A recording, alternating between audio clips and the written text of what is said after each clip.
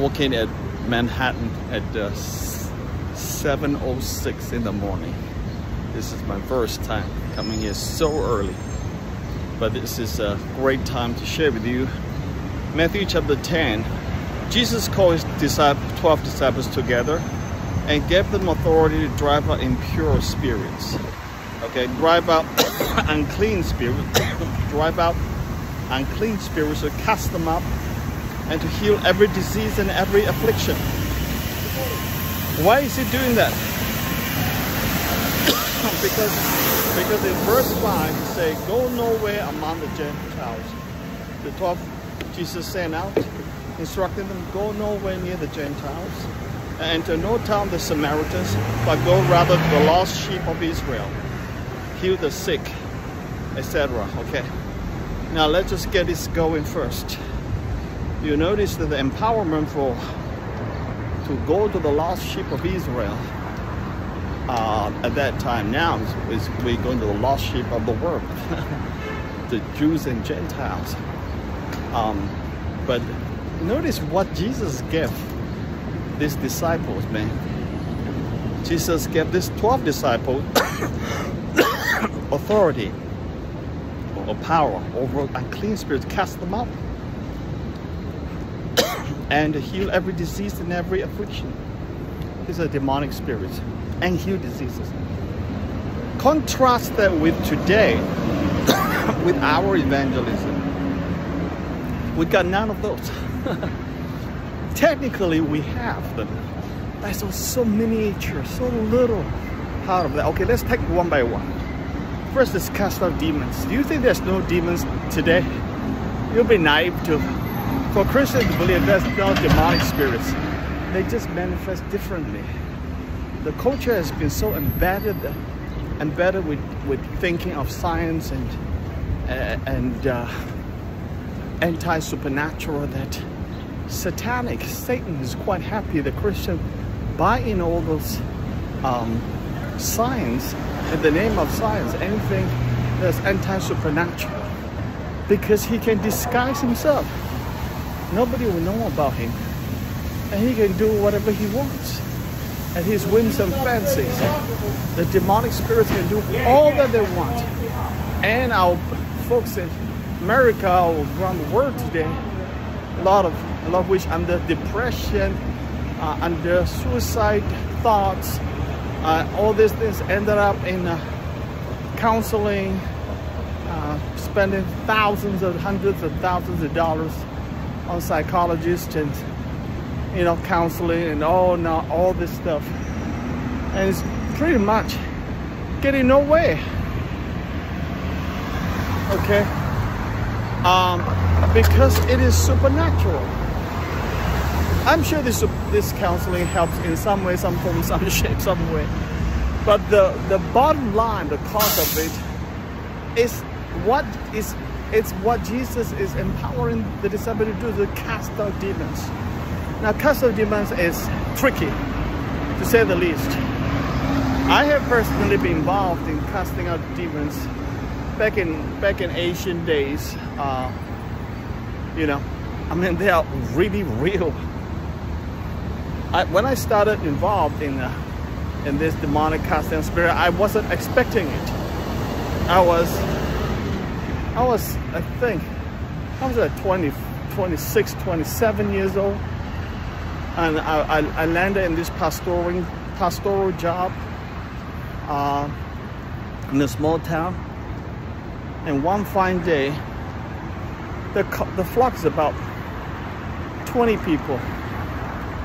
Okay, 20 people, and all of a sudden,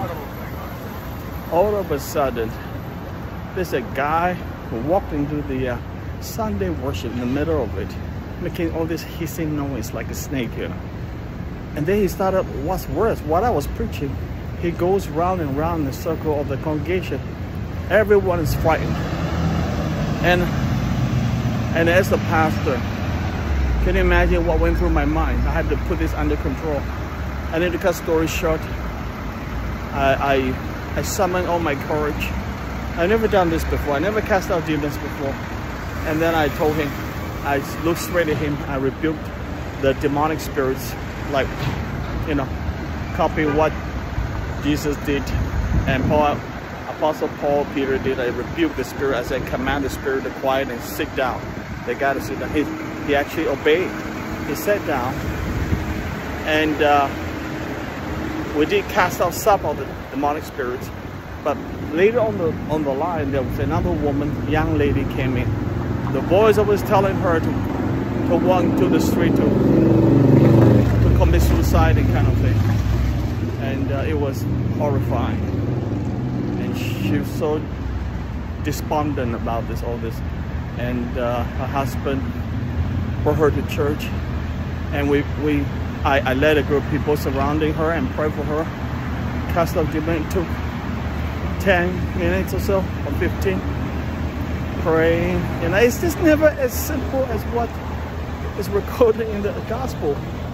One word, Jesus said, "Get out," is out. And it's an hour and 24 minutes. You know, Paul and Peter command the spirit to get out. They get out, and we have to go through 10-15 minutes of sort of a ritual, not ritual, but singing and praise, and we are grappling with it. Okay, that doesn't help. Okay, so since coming to America, I haven't cast out a single one.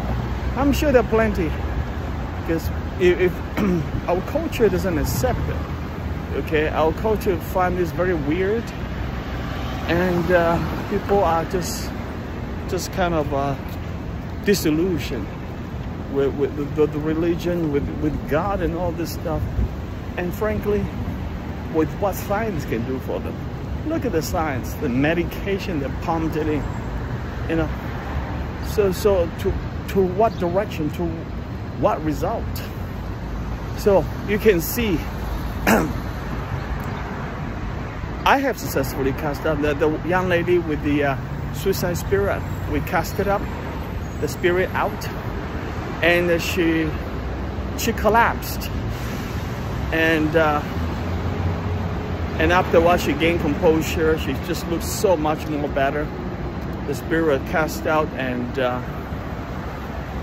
you know, we burned at the what they call the witchcraft books and all this stuff. And she brought to church. You know, there was a successful drive. You know, but today we hardly have those things. The other question, why is it so difficult, even if we believe and do it? The bigger problem is 95% of the churches or more also do not believe in it. Okay, you know why? Because it's too controversial. Number two, they don't know what to do. Number three, it's too controversial. Number four, is too dirty. It's dirty work. You know, I never wanted to cast the demons. If I want to cast them, I like to do what Jesus and Paul, Peter did. One word, get out. We don't have the time. You know, I do acknowledge that some Pentecostal, charismatic guys get sucked into it. They're looking for demons to cast out. All the ministry is sucked into it when we should be preaching the sacred word of God. Okay, so this is a long video.